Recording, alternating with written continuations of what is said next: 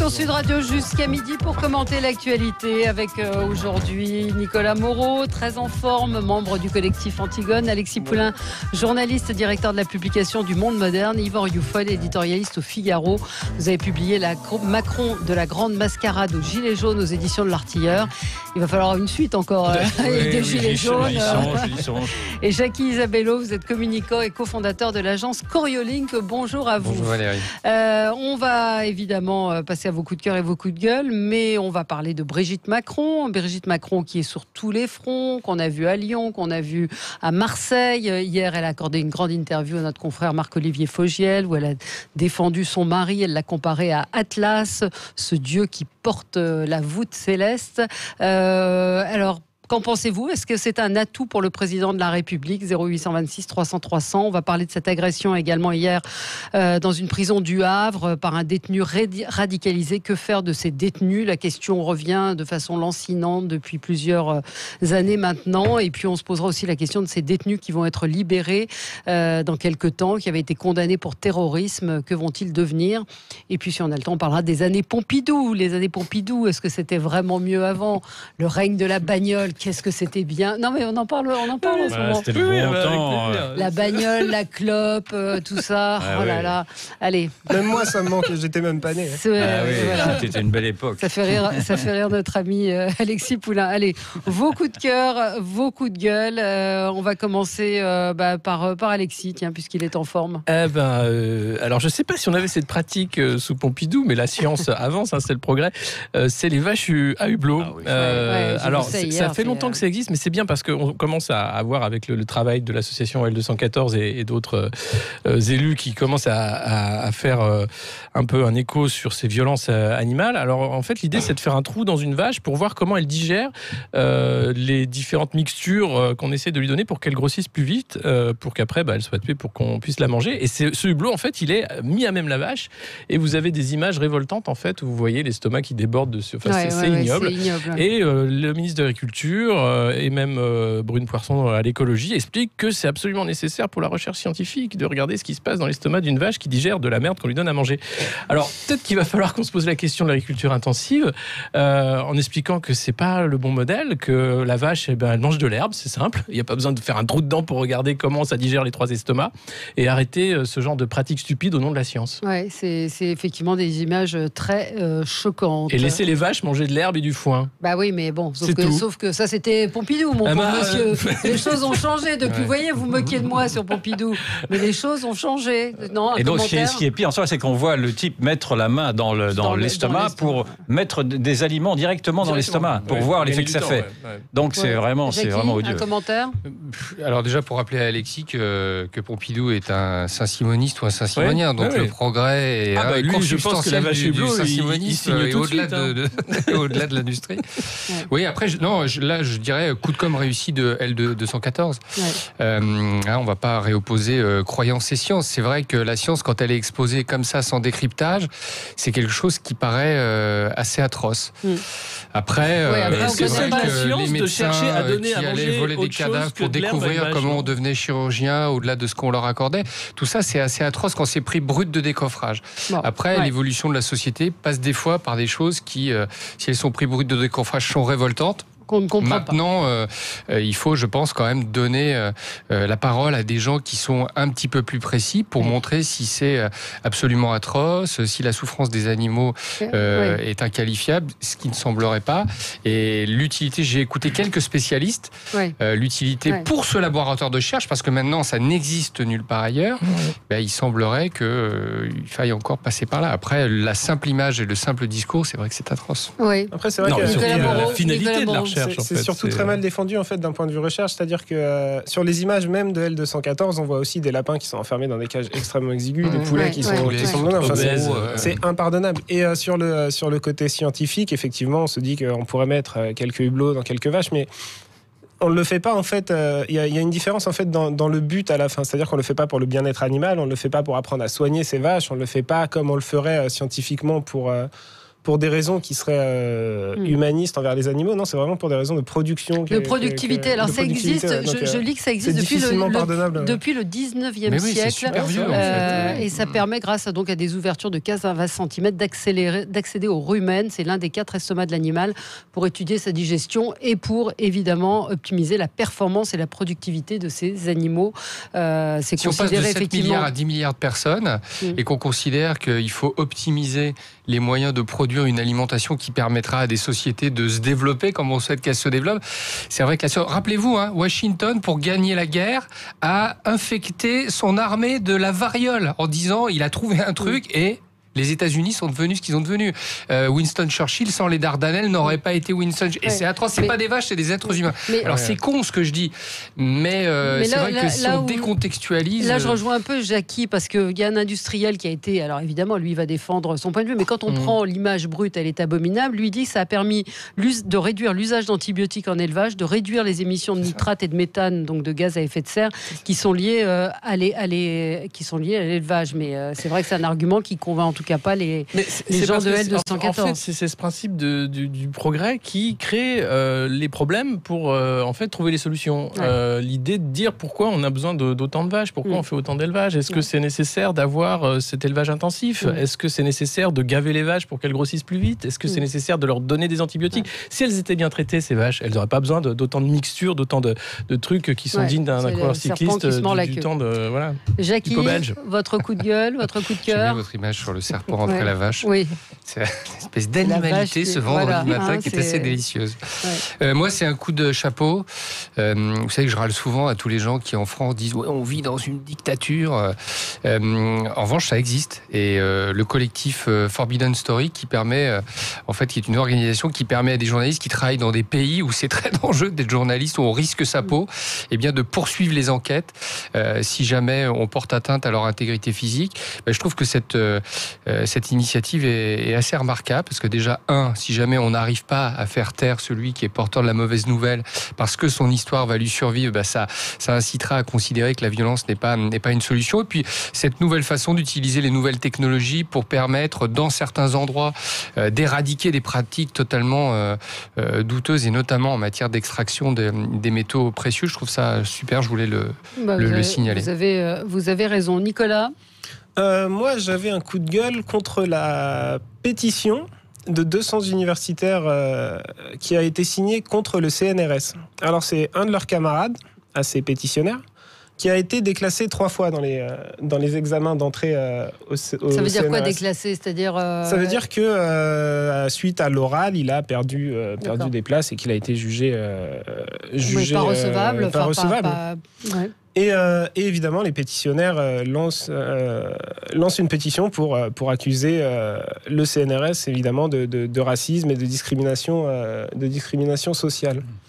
Quand vous fouillez un petit peu, vous vous rendez compte que parmi les signataires de cette tribune, vous avez encore en fait la clique habituelle des décoloniaux. Alors les décoloniaux, on en parle beaucoup. Comment est-ce que je pourrais les présenter en très peu de mots ? Ce sont ces gens qui, très honnêtement et dans ces termes-là, considèrent que les Blancs sont responsables des malheurs des racisés du fait de leur histoire, c'est-à-dire de la colonisation, de l'esclavage, et ils considèrent que ça porte des conséquences aujourd'hui sur les personnes racisées. Et évidemment, ces gens-là ont infiltré déjà toutes les facultés, autant le dire comme ça, mettent une pression pas possible sur un certain nombre d'écoles et d'organismes pour faire de l'entrisme, et une fois qu'ils y sont, pratiquent une sorte de terreur intellectuelle, puisque ils n'hésitent pas vraiment à porter plainte contre les collègues, à les faire priver de ressources, etc. Il n'est pas compétent. Donc, et on se sert du fait qu'il est... En fait, on ne sait pas vraiment s'il est compétent ou pas, mais c'est pas un concours, je veux dire. Les professeurs du CNRS choisissent, sans avoir à le motiver forcément, s'ils considèrent que cette personne-là a sa place au CNRS ou pas.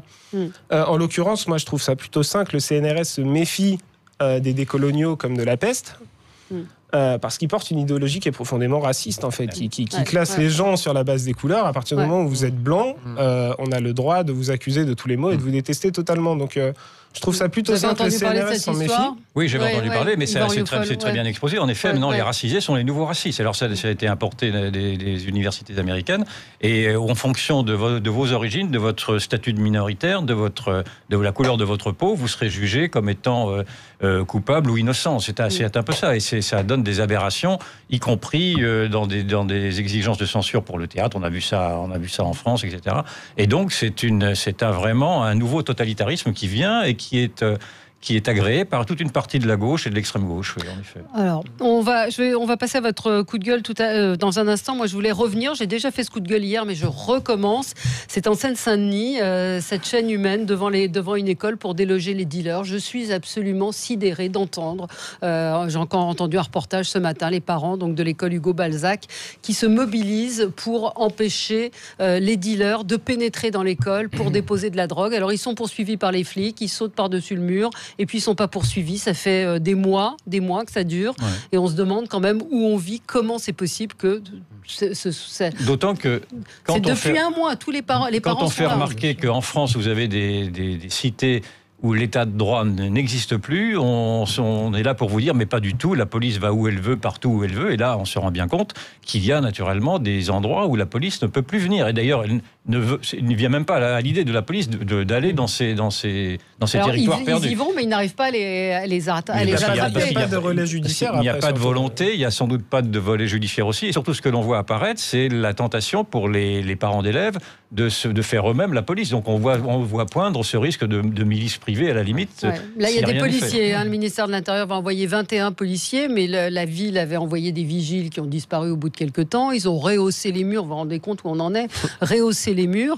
Et donc, on attend une vingtaine de policiers supplémentaires. On se demande quand même... C'est absolument ahurissant. C'est des zones, effectivement... de non-droit, oui. Il y a un débat qui a été ouvert hier. J'ai vu cette note très intéressante là, des deux économistes, dont une des auteurs qui a pris conscience du problème de la drogue dans les écoles par son fils, et elle l'expose comme ça.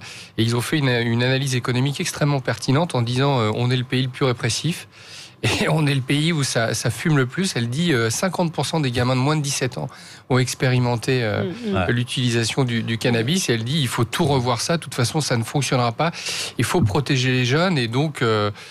Pourquoi pas légaliser le cannabis, que l'État français organise la filière comme sur plein de produits prohibés, et puis que ça casse ces trafics. C'est 1 million d'heures de policiers qui sont utilisés chaque année, au-delà de la poursuite des grands trafics, pour essayer de convaincre la population qu'on peut faire quelque chose face à des situations que vous dénoncez aujourd'hui. Au-delà de faire de la sécurité, très en amont, il faut casser le système de la production et de l'argent qui est généré. Et les économistes disent bien que l'argent, contrairement à ce qu'on peut croire, et parfois ce que disent certains policiers, ne bénéficie pas aux banlieues qui organisent ces petits trafics. Ça remonte directement. C'est une espèce de paradis fiscal à base de THC qui est assez difficile à maîtriser d'un point de vue économique. C'est intéressant cette... Parce que voilà, au-delà de casser... Tout le monde...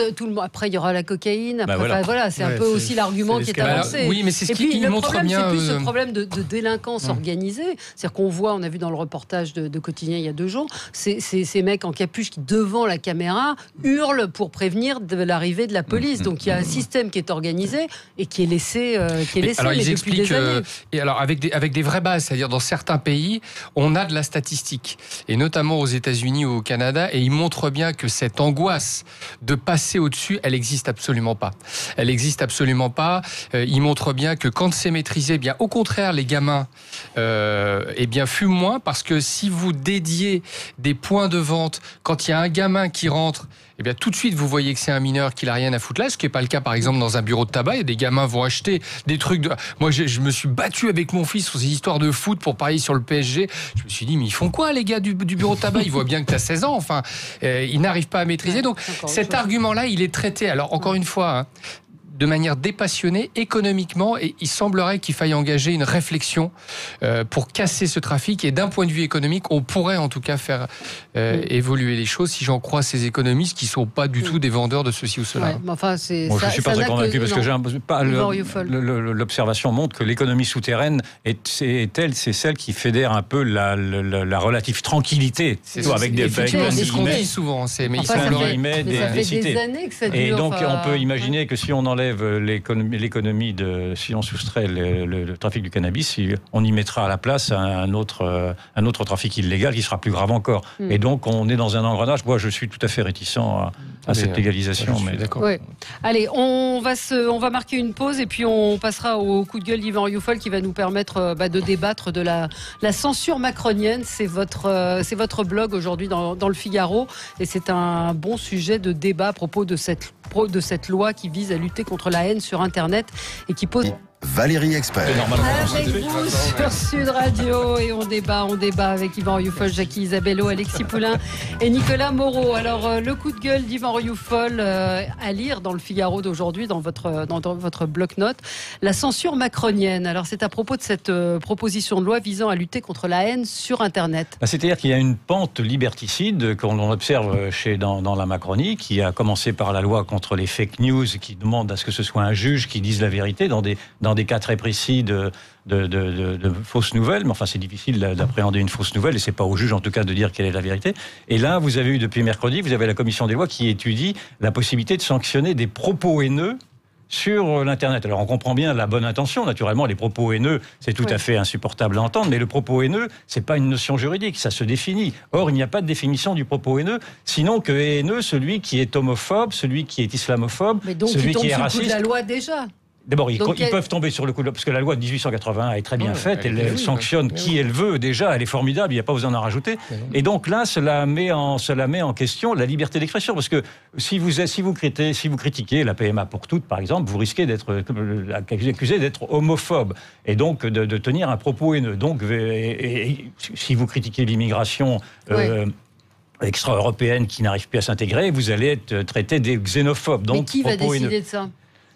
Ce seront les opérateurs des blogs, enfin les opérateurs des GAFA, je veux dire des GAFA, il y a ça, et en plus il y a un autre projet qui est parallèle, qui est lancé par la garde des Sceaux elle-même, qui vise à soustraire de la loi de 1881, certains des délits afin qu'ils soient immédiatement sanctionnés par le juge, cette fois-ci, concernant les délits je ne me souviens plus, je crois que c'est de diffamation et d'injure. Et donc vous avez toute une série aujourd'hui de propositions qui débordent naturellement de bons sentiments, mais qui au bout du compte vont mettre sous surveillance la liberté d'expression, et qui est quand même l'ADN de la démocratie, et singulièrement de la nôtre. Et donc on peut parler moi j'ai déjà parlé de macrocrature dans ces cas-là, ou de démocrature en tout cas, c'est-à-dire d'une volonté de restreindre les débats, de restreindre l'esprit critique, et ceci est en contradiction totale avec la démocratie. Oui, ça se fera pas par le juge d'ailleurs, ça se fera par les GAFA eux-mêmes, puisqu'ils vont faire des excès de zèle. Donc, c'est ça, c'est par les GAFA. Vous allez voir la moitié de vos messages disparaître.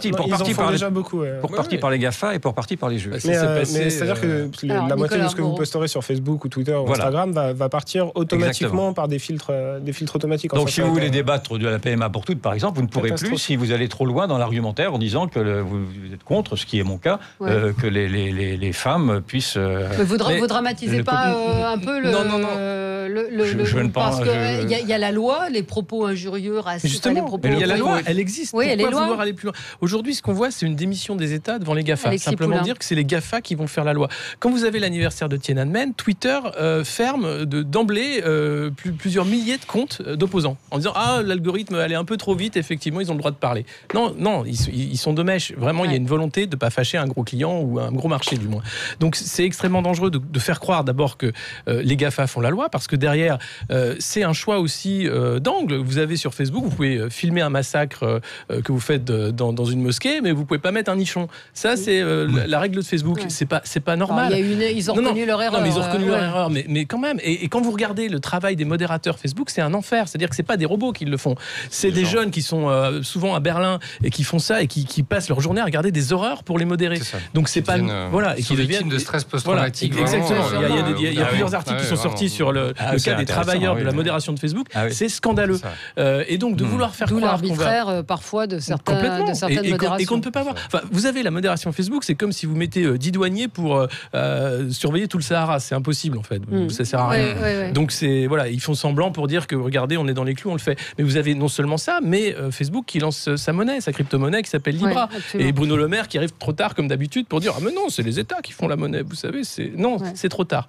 Il y a vraiment là des choses qui sont effrayantes qui se passent à la fois parce que les GAFA font la loi et parce que les États cautionnent non seulement main dans la main et pour asseoir un pouvoir qui tient à rien, préfère la censure plutôt que le débat démocratique. Et ce qu'on voit aujourd'hui, c'est à la fois du contrôle dans la rue sur les corps, du contrôle sur la parole. On n'a pas le droit d'utiliser violence policière, par exemple, alors que c'est un terme qui est juste quand on voit ce qui s'est passé dans les manifestations de Gilets jaunes. Comment ça, on n'a pas le droit d'utiliser aller au bout de... C'est-à-dire que si vous écrivez sur Twitter violence policière, vous êtes censuré. Mais le ministère, les gens qui réfléchissent à l'organisation de l'ordre n'ont pas le droit de l'utiliser. Quand il y a un séminaire lundi matin au ministère de l'Intérieur, surtout on ne parle pas de violence policière. On n'invite pas les gens qui dénoncent les violences policières. Donc on part déjà sur un principe de dire la réalité, elle est là et c'est pas un débat. C'est-à-dire que c'est un angle seulement. Moi, c'est également mon article où j'avais dit ce qui se passe en France est effrayant. Mais c'est vrai. Et on devrait le regarder en disant ah mais ça n'arrive pas à une démocratie. Si ça arrive à une démocratie et ça arrive à petit feu. Le service national universel.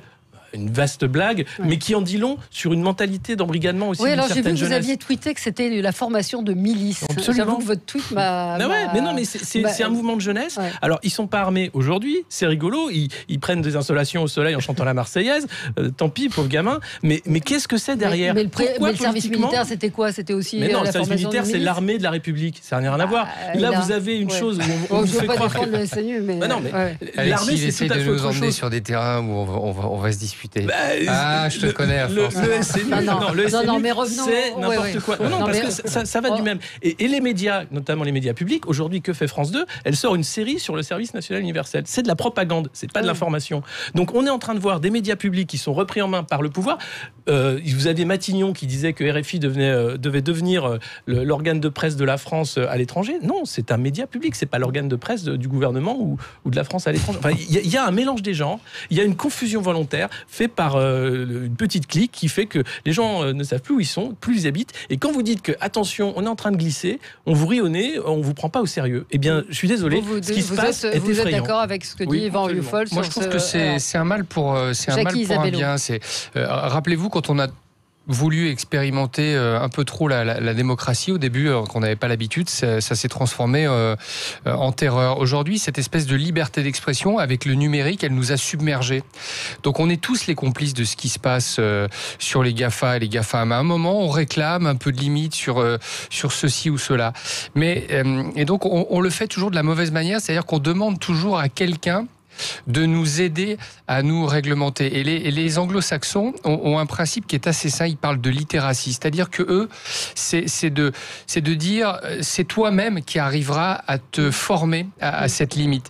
Et ça, c'est très intéressant parce que si on ne passe que par la loi, eh bien, on n'y arrivera jamais. Et c'est pourquoi je disais que c'était un mal pour un bien, parce que à terme, quand tout le monde sera formé, eh bien, on arrivera à contrôler cette liberté que nous offre, cette liberté formidable que nous offrent les outils numériques, mais on n'y est pas. Vous êtes optimiste. Alors, on va continuer ce débat. 0826 300 Expert. Avec vous sur Sud Radio jusqu'à midi. Vous retrouverez ensuite André Berkoff. Nous parlions donc du bloc-notes d'Yvan Rioufol dans le Figaro, la censure macronienne. Nicolas Moreau, vous vouliez rajouter un mot à propos de cette loi contre la haine sur Internet, effectivement, et les risques de dérive qu'évoquait Alexis Poulain.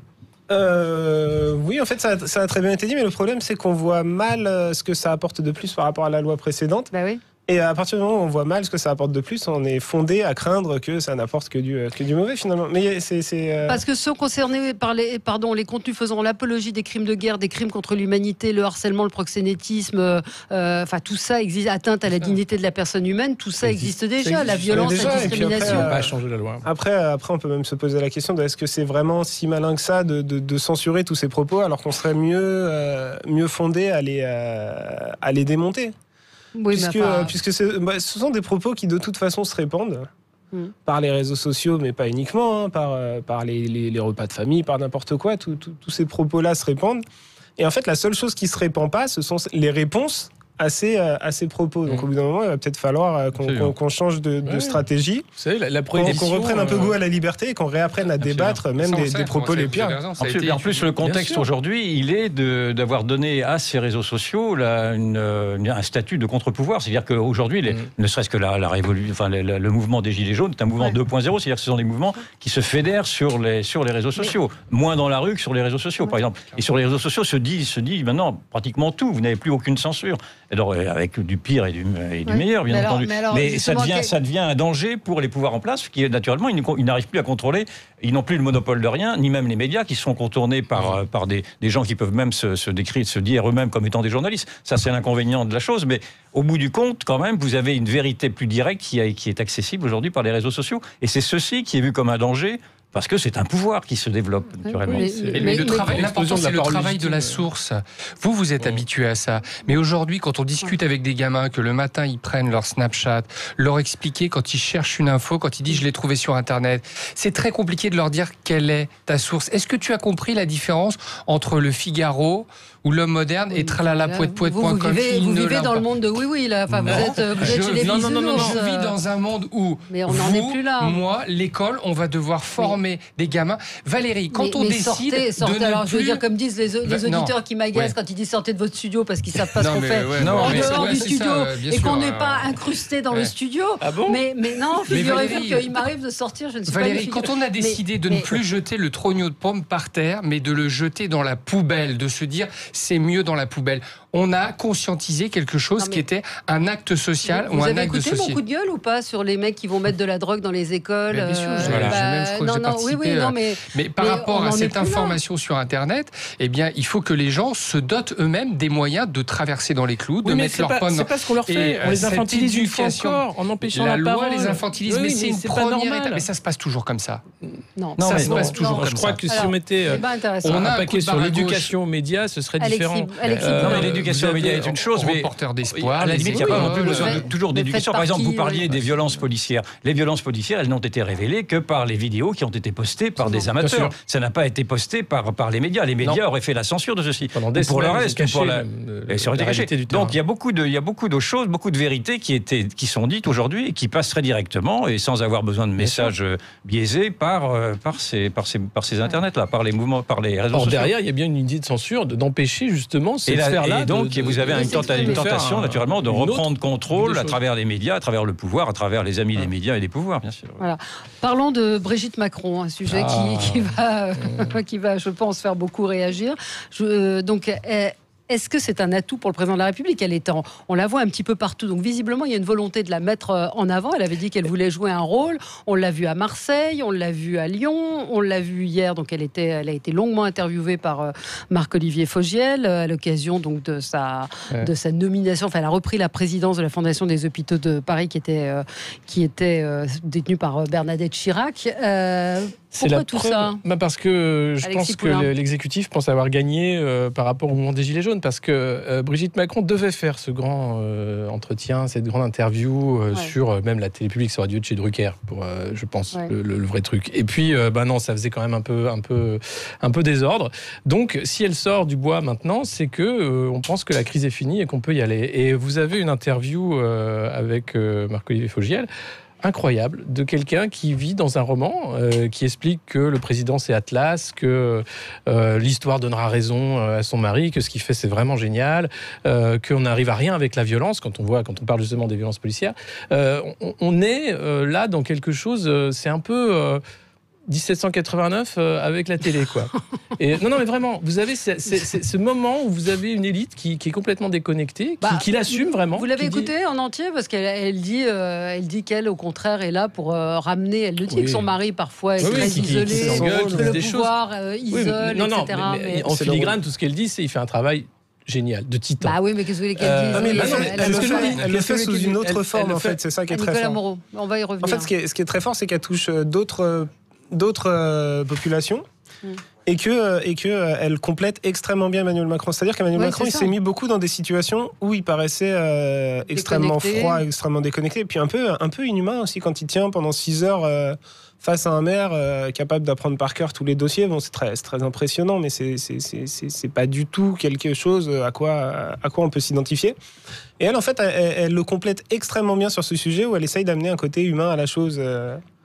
Et puis elle le fait de manière très professionnelle aussi. C'est-à-dire qu'au début, on pourrait dire en fait qu'au départ du mandat de Macron, elle avait pris la confiance trop vite. On dirait ça comme ça, vous savez, de ces gens qui sont très amicaux avec vous alors que vous les connaissez pas beaucoup, qui prennent beaucoup de place alors que ce sont pas encore vos amis.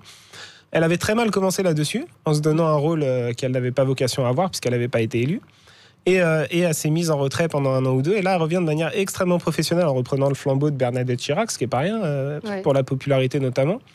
Et vraiment en prenant des postures qui complètent exactement Emmanuel Macron et qui complètent notamment ce côté très froid, très calculateur et très inhumain. Donc ça fait d'elle évidemment un atout. Et puis après, elle va aussi sur des canaux où Emmanuel Macron n'était pas. Ouais. Enfin, elle s'était mis beaucoup avec Mimi Marchand dans du Paris Match, dans du Voici. Elle s'était créée Mimi Marchand qui a été la protectrice de Benalla pendant au cœur de l'affaire. En fait, elle s'était mise dans une position plutôt glamour, hein. Après on en pense ce qu'on en pense, on l'aime, on l'aime pas, mais elle s'était mise dans cette position. Et les journaux vous disent qu'elle fait vendre. Quand elle est en une, elle fait vendre. Donc sa réapparition dans la vie politique, dans la vie française n'est pas neutre. Je vous propose qu'on écoute un extrait de cette interview. On n'a pas des réponses immédiates à tout. Et je pense que le temps lui rendra hommage. J'ai profondément confiance en lui. On est là l'un pour l'autre, sans arrêt. 24/24. On est complètement, nous sommes totalement fusionnels. On a des choses à se dire, parfois pas aimables. On est un couple assez musclé. On se dit les choses. Quand vous n'êtes pas contente, vous lui dites fermement et il vous arrive de l'engueuler. Non. Oui, mais ça se passe les portes fermées. Lui aussi, il me recadre, mais ça se passe toujours portes fermées. Voilà. Donc, elle a raconté effectivement comment leur couple travaillait, etc. Ce qui est marrant sur Emmanuel Macron, c'est on perçoit pas encore assez en France que c'est Barack Obama. On a parlé des techniques qu'il avait utilisées, mais Barack Obama était vécu pendant un moment comme étant quelqu'un de très froid. Michelle Obama, elle a humanisé le personnage. Et il utilise toutes les techniques de Barack Obama et les techniques américaines. Quand il vous dit c'est notre projet, tout ça, on s'est moqué de sa voix. En fait, ce sont des techniques qui ont été inventées par un type qui s'appelle Simon Sinek, qui a expliqué pourquoi Martin Luther King a été mieux perçu que les autres. Il y avait plein de Martin Luther King aux États-Unis. Parce que lui, il vous a vendu ce à quoi il croyait. Macron, il nous a vendu ça. En disant, on s'en fout de ton programme, on s'en fout de ton produit. Ce qu'il faut, c'est que tu nous dises ça. Eh bien, la deuxième étape, c'est de faire du Michelle Obama avec Brigitte Macron, avec tous ses aspects, avec son histoire à elle. Michelle Obama, elle a un peu il réutilise tout ce qui est fait aux États-Unis et c'est une arme de communication. Et surtout, c'est une arme de communication pour préparer 2022, mais il va falloir le faire avec extrêmement prudence. Quand hier, comme le disait un de vos confrères ce matin à la radio, elle commence à dire que les urgences, la politique de santé, c'est une urgence absolue, comme si elle était Premier ministre lors de son discours. Certains se disent, attention, Madame Macron, entre bonnes intentions et gaffes médiatico-communicationnelles, l'espace est assez étroit. Yvan Rioufol, vous voyez comment cette différence près que Obama a été populaire dans son pays, tandis que lui, il est quand même rejeté par 8 Français sur 10. Donc moi, contrairement à vous, vous y voyez une sorte d'euphorie de la part de Macron et de son épouse. Moi, j'y vois plutôt une inquiétude. C'est-à-dire que je pense qu'elle arrive un petit peu à la rescousse. Elle arrive pour corriger une image. C'est la professeure qui a... D'ailleurs, elle corrige l'image. Bien sûr. Elle dit de son mari qu'il n'est pas un technocrate, mais qu'il a une âme de poète, c'est un Flaubert en fait, qui ne demanderait qu'à s'exprimer. Il a la même inquiétude littéraire. Dès qu'il écrit une phrase, il jette enfin, donc elle nous a fait quand même le portrait d'un artiste qui ne saute pas aux yeux pour le moins. Et donc elle le fait avec une fausse ingénuité. C'est-à-dire qu'elle nous dit, moi je ne connais pas la politique, je n'y connais rien. Franchement, ne m'interrogez pas sur la politique. Puis elle va à Marseille quand même pour soutenir La République en marche. Vous n'y voyez pas de sincérité. il y a quand même chez elle une certaine... Non, alors, politiquement, aucune sincérité. Une sincérité quand même qui naturellement l'habite, qui fait partie de sa personnalité, qui est une personnalité sympathique et qui ne ment pas. On voit qu'elle a un verbe clair, d'ailleurs beaucoup plus clair que son mari. Oui. Et de ceci, elle peut d'ailleurs en tirer profit. D'ailleurs, elle s'est comparée un peu à Madame Chirac en disant que Madame Chirac avait contribué à la popularité de son mari. Donc, elle arrive afin de... Elle arrive à la rescousse. À la rescousse. Mais elle arrive à la rescousse du soldat Macron, qui est un soldat qu'il faut sauver, si je puis dire. Et donc, moi, je vois plutôt une panique qu'une euphorie. Je sais pas. Moi, c'est tellement gros que il y a tellement d'obscénité dans cette façon de dire on a raison, regardez ce qu'on fait. Alors, on s'est trompé. Mais moi, je pense à chaque fois aux éborgnés, aux blessés, à ces gens-là qui, à vie, sont mutilés dans leur corps, dans leur esprit aussi, qui ont vécu ça. Et je dis, mais c'est indigne. C'est un moment, il y aura des mots d'excuse quand même. Il y aura des vrais mots d'excuse. Il y aura quelque chose de fait. Est-ce qu'on va se rendre compte ? Et non, revient ce rouleau compresseur de la parole unique, de dire que regardez, quand même, c'est génial, on a de la chance d'avoir un président pareil. Vous avez même des interviews et derrière tout un système médiatique qui se met en place. Michel Drucker qui dit ah là là, Emmanuel, c'est incroyable, il dort encore moins que moi. Dis non, je vais faire ça c'était avant, ça c'était au début. Mais c'est dingue. Enfin, il y a un côté geste roman vraiment où on écrit quelque chose, où on veut. C'est de la propagande. C'est de la propagande. Il y avait la censure et là on a la propagande. Il y a ce livre Propaganda, c'est vraiment ça. C'est de faire acheter aux gens les cigarettes en disant que c'est bon pour la santé, quoi. Est-ce que ça n'a pas toujours été le cas ? Enfin, je veux dire, est-ce que c'est nouveau ? Peut-être pas à ce point. Est-ce que c'est nouveau ? Non, c'est pas nouveau. Sauf que je trouve que les pièges jaunes, c'était Madame Chirac, donc c'était la femme d'un président. Donc là aussi, si vous y voyez de la propagande. Il a professionnalisé tout ce qui était communication, Emmanuel Macron. Il l'a porté à un niveau qui n'avait jamais été porté avant. Et justement, en copiant sur Obama, on lui donne une heure et demie d'interview pour ne pas dire grand-chose. Ses propos pouvaient tenir en une demi-heure. Donc l'interview avait une fausse impertinence, mais en fait, c'était une interview quand même, naturellement, qui donne toute la place. Ils utilisent les armes qu'ils ont en main. Et ils auraient tort de ne pas le faire. Elle a, pour elle, cette force d'être jugée extrêmement authentique et crédible. Yvan le disait, avec toute son histoire. Et la manière dont elle... Souvent, on dit, est-ce qu'elle n'est pas un peu le Gepetto de cette marionnette en bois ? Et là, on peut dire non, parce que c'est pas elle qui a fait élire. Elle a fait mieux que ça. Elle a rendu crédible la potentielle élection de quelqu'un qui était un énarque, comme on en a plein, machin. Et à un moment, ils ont créé quelque chose et l'ensemble de la société, les vieux, les jeunes, se sont dit là, il y a quelque chose de totalement différent. Et ça a été une arme ultime. 80. Qui a une nana de 25 ans plus que lui, qui est capable, quand il a 17 ans, de sortir avec sa prof de 41 ans qui devait être sublime personne. Et à ce titre-là, même si on n'aime pas, à un moment, comme l'a dit Yvan, quand on se dit, bon, c'est crédible ou pas, on se dit... on la juge quand même authentique. Et ça, ni pour ni contre, c'est une arme qui est extrêmement efficace. Et là, maintenant qu'ils la mettent en place, après que les gens soient allés voter, ils font juste leur job, ils auraient tort de ne pas le faire pour préparer les prochaines élections. Elle prend bien soin de dire qu'elle est en fusion perpétuelle avec lui. Elle est fusionnelle. Elle fait corps avec son mari. Elle est présidente. Il est président, elle est présidente. Mais elle n'affirme avoir aucun rôle politique. Et c'est là où on ne la croit pas. C'est parce qu'il y a une telle imprégnation réciproque que l'on comprend bien que dans le fond, elle dépasse le rôle de première dame pour devenir en fait une rôle de présidente non élue. Alors là, ça pose un vrai problème démocratique du coup, parce que bien sûr, entendu, dans les institutions, il n'y a aucune place pour elle à ce point-là. Et donc, c'est là où je vois l'insincérité, malgré tout, dans sa sincérité. Si je puis dire. On a Lionel en ligne avec nous qui souhaitait réagir. C'est dur en même temps. Lionel, bonjour. Oui, bonjour. Bonjour à toute l'équipe. Bonjour à tous. Alors, qu'est-ce que vous vouliez nous dire à propos de Brigitte Macron ? Moi, son interview, je l'ai trouvé très sincère. Très honnêtement, un de vos intervenants a dit qu'elle n'avait pas de place. Et effectivement, il n'y a pas de place pour la première dame. Il serait peut-être temps de mettre un statut quel qu'il soit, ou pas de statut, ou un statut, mais mettre en tous les cas des règles claires pour le statut de la première dame. Moi, je pense qu'elle a toute sa place, entre guillemets, parce que ça m'étonnerait pas qu'elle intervienne avec son mari, tout simplement, au même titre que quand vous êtes marié, votre compagne ou compagnon, il vous donne des idées, il vous donne des pistes. Et c'est quelqu'un que je trouve extrêmement posé. Son intervention, je l'ai trouvé vraiment très chouette, quoi, parce que finalement, elle nous montre aussi un visage qu'on n'a pas l'habitude de voir de la part du président. Donc, et encore une fois, c'était très mesuré, quoi. Je trouve qu'elle s'est pas aventurée quand même sur des sujets trop polémiques.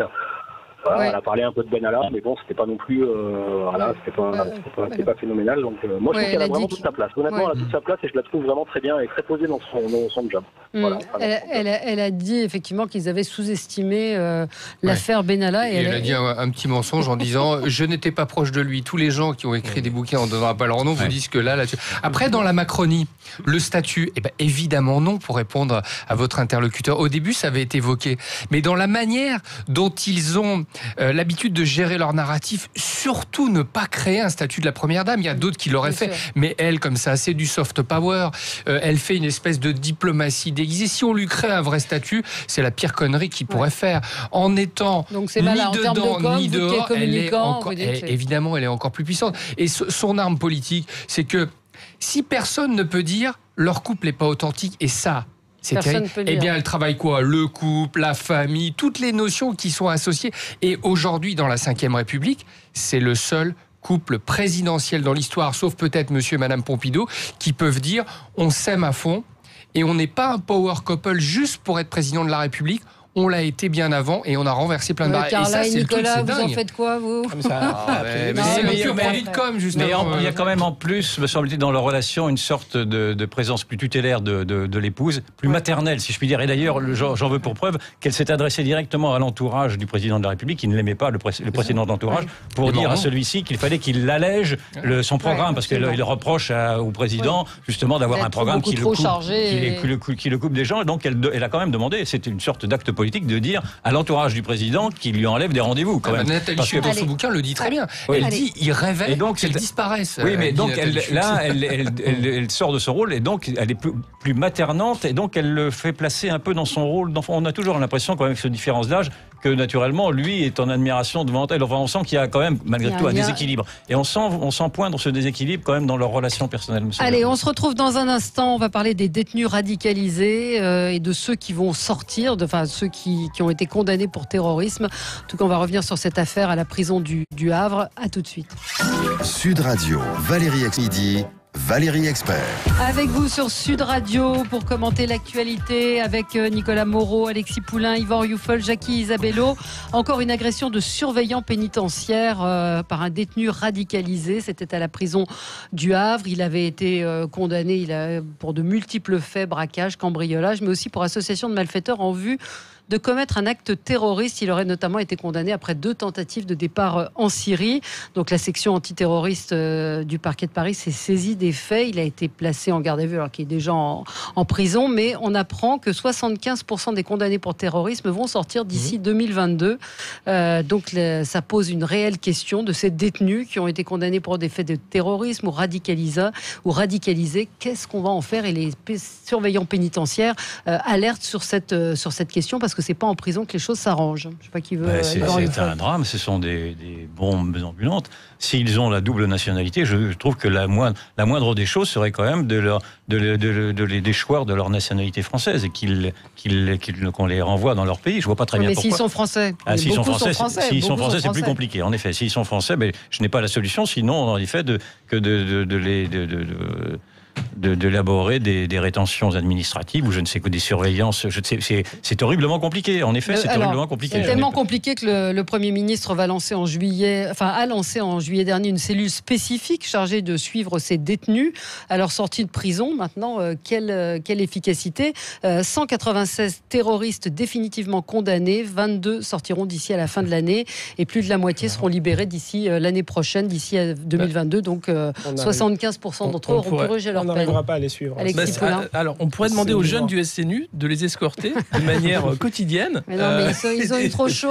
Ils sont tombés. 4 jeunes volontaires du SNU qui entourent chaque radicalisé qui sort. Voilà, on a une solution toute trouvée pour les occuper. En tout cas, ce qui est bien, c'est que on sait qu'il va y avoir un collectif d'avocats, Monsieur William B, pour hurler en disant qu'on ne respecte rien. L'avocat William Bourdon qui défend. Non, mais moi je ne prononce pas son nom.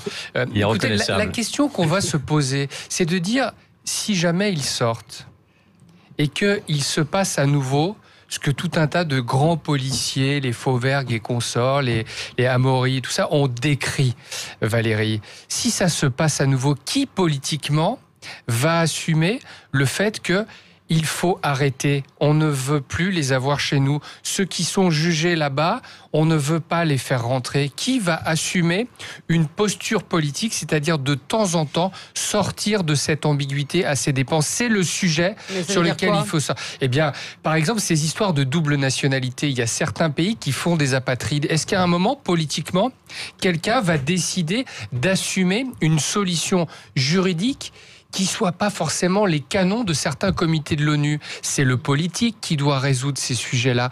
On ne veut pas qu'ils sortent, on ne veut pas de nouveaux Bataclan, on ne veut pas que des gamins, des amis meurent dans des concerts, on ne veut pas qu'il y ait des gens à la sortie des stades de foot. C'est schizophrène. Non, mais comment on fait pour les éloigner? Comment on fait? Voilà. Eh bien, il faut trouver. Eh bien, il y a des pays qui créent des apatrides, on ne sait pas le faire. La gauche s'est tripée là-dessus. Oui, mais concrètement, vous vous rappelez de cette phrase à la fin du film La Tour Infernale, où Paul Newman et Steve McQueen se regardent, l'un étant pompier, l'autre étant architecte. Ils ont plein de noir sur la figure. Ils disent, il faut que des gens comme vous et comme nous se parlent pour qu'il n'y ait plus jamais ça. Il va falloir quand même qu'on y arrive. Si on les laisse sortir, si on est toujours en train de dire « Oh, les pauvres en Irak, c'est pas bien, il faut les faire revenir parce qu'on est un pays démocratique. » Un jour, on aura un deuxième Bataclan. En plus, qui prend la décision pour qu'on éloigne définitivement? Alors, moi, Nicolas et puis après Alexis. La décision est déjà prise dans le sens où on laisse mourir exprès, on fait mine de se lamenter en disant oh mon Dieu c'est horrible, ils vont se faire tuer en Irak, mais on fait rien pour eux. Donc on les laisse se faire tuer en Irak en donnant l'impression de ne pas le faire, puisqu'il y a des problèmes après qui sont tout simplement politiques et on les tue même en Irak. Oui, on les tue en Irak, ou on envoie des militaires les tuer, etc. Mais on s'en débarrasse déjà. Mais c'est juste qu'on peut pas dire officiellement qu'on s'en débarrasse déjà. Mais le fait est qu'on les laisse mourir là-bas. Florence Parly, elle l'a dit très clairement dans 2 discours. Et Hollande assumait aussi d'avoir eu des opérations spéciales. Le problème, c'est que d'un côté, on fait des lois d'exception qui réduisent les libertés en disant que c'est pour notre bien, et de l'autre côté, on est prêt à relâcher des gens qui sont forcément des dangers pour la société. Si on est logique, soit on fait les lois d'exception et on assure un service après-vente, soit on fait rien. Il faut être logique. Donc pourquoi on serait d'accord en disant alors ces gens-là qui sont quand même prêts à préparer des attentats, qui en prison ne se sont pas déradicalisés, qui ont même continué d'ailleurs à faire du prosélytisme et qui veulent se venger de ce qui leur est arrivé, qu'est-ce qu'on va en faire? Et je veux bien qu'on va dire ils vont être fichés S, ce sera surtout bien pour la surveillance et remonter les filières, etc.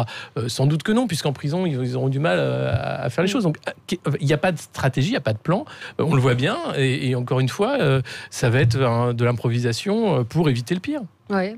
Nicolas Moreau, quelle solution? Parce que personne n'a de solution, c'est ça qui est dramatique. Mais il y a beaucoup de solutions en fait, mais il y a des petits moyens, des moyens moyens et des grands moyens. Sur les petits moyens, il faut doter la justice, il n'y a pas de solution, il faut vraiment prévenir en amont. Mais ils ont purgé leur peine, ils ont purgé leur peine. La question c'est de la sortir.